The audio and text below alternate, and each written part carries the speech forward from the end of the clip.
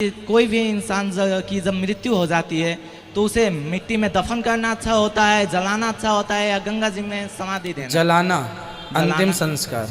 क्यों अच्छा होता है वो कुछ व्याख्या कर दीजिए महाराज। क्योंकि पंच तत्वों से शरीर बनता है। जी हाँ।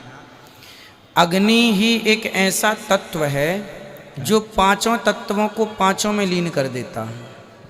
कैसे? कैसे? जैसे हम जलते हैं, जब कोई मरने के बाद जलता है, जी हाँ, तो शरीर में जो अग्नि तत्व है, अग्नि में जलने से वह अग्नि तत्व अग्नि में मिल गया। बोलो हाँ। हाँ। वायु तत्व निकल के वायु में मिल गया। बोलो हाँ। हाँ। जल तत्व भाप बन के उड़ गया। जी हाँ। हाँ। बचा आकाश तत्व, तो आकाश तत्व आकाश में, फिर बची मिट्टी तत्व तो राख बच गई। जी हाँ। अब आप किसी को जमीन में गाड़ देंगे तो जमीन में गाड़ने के बाद मिट्टी तत्व, पृथ्वी तत्व तो पृथ्वी में मिल जाएगा, जल तत्व जल में मिल जाएगा, पर मिट्टी के अंदर आकाश तत्व कैसे मिलेगा? पहला, ठीक है। ठीक है। दूसरा तत्व अग्नि तत्व मिट्टी के अंदर कैसे मिलेगा? इसलिए वह मरने के बाद तो फिर सब हड्डियां गल ही जाती हैं जमीन में गाड़ने पर फिर भी जो हमारे सनातन धर्म का प्रोसेस है कि पांच तत्व जाकर पंच तत्व में मिल जाएं, उसके लिए अग्नि संस्कार से फिर बड़ा कोई संस्कार नहीं है। इसलिए ये साइंटिफिक है। मेरा सवाल ये है कि अकॉर्डिंग जब कयामत का दिन आएगा तो उस वक्त अल्लाह जब सबको फिर से उठाएंगे तो कहा जाएगा कि अपनी कब्रों से उठो, तो हम हिंदुओं का क्या होगा? क्योंकि हमारी तो कोई कब्र नहीं होती। भाई साहब का सवाल है कि वो कहते हैं कि क़यामत के दिन जब अल्लाह ताला वापस से हमें दूसरी ज़िंदगी देंगे तो कहेंगे अपने कब्रों से उठो। हिंदू भाई साहब पूछे कि हिंदू लोग तो कब्र में दफनाए नहीं जाते, हिंदू बच्चे दफनाए जाते ना। हिंदू बच्चे, हिंदू मजहब में छोटा बच्चा है उसको जलाया नहीं जाता, उसको दफनाया जाता है। फिर भी कई मुसलमान हैं जो डूब के मरते हैं, जो जल के मरते हैं, उनको भी दफनाया नहीं जाता है, जिनकी हमें मिलती नहीं।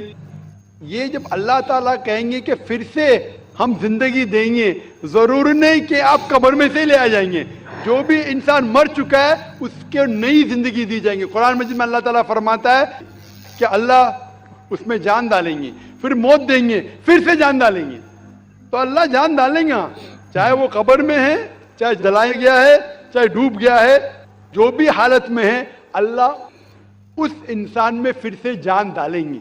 और अल्लाह ताला को जान डालना बहुत आसान है, चाहे आप दफनाए गए हैं या चाहे जला दिए गए। अल्लाह ताला फरमाते जब गैर मुस्लिम के एतराज करते अल्लाह से और अल्लाह से पूछते हैं कि जब आप दफनाए जाएंगे और क़यामत के रोज जब इंसान उठाए जाएंगे तो अल्लाह ताला उनको हड्डियां को कैसे जोड़ेगा? जैसे आप पूछ रहे ना, अल्लाह ताला जो कब्र में उनको उठाएंगे, हम कब्र तो नहीं गए, तो लोग पूछते हैं, कुरान मजीद में इसका जिक्र है सूरह क़याम में, सूरह नंबर 75 आयत नंबर 3-4 में, कि अल्लाह ताला हड्डियां को कैसे जोड़ेगा? तो अल्लाह ताला फरमाते हैं अल्लाह हड्डियां को ही नहीं जोड़ सकता है, आपके उंगलियों के पोर पोर को जोड़ सकता है। उंगलियों के पोर पोर। आप सोचते हो ये अल्लाह ताला क्यों कहता है क्या उंगलियों के पोर पोर को जोड़ सकता है? आज की साइंस ये कहती है, सर फ्रांसिस गोल्टिन एक साइंटिस्ट है जो सन 1880 में एक डिस्कवरी किए कि फिंगर प्रिंटिंग मेथड के दो इंसान करोड़ों लोगों में भी उनके फिंगरप्रिंट यकसा नहीं हो सकते। तो अल्लाह ताला फरमाते हड्डियों को तो छोड़ो, मैं आपके उंगलियों के पोर पोर को इकट्ठा कर सकता हूं और हू बहू वैसे पैदा कर सकता हूं। तो अल्लाह के लिए फिर से जान डालना बहुत आसान है, चाहे वो इंसान दफनाया गया है या जलाया दिया गया है या डूब के मरा है।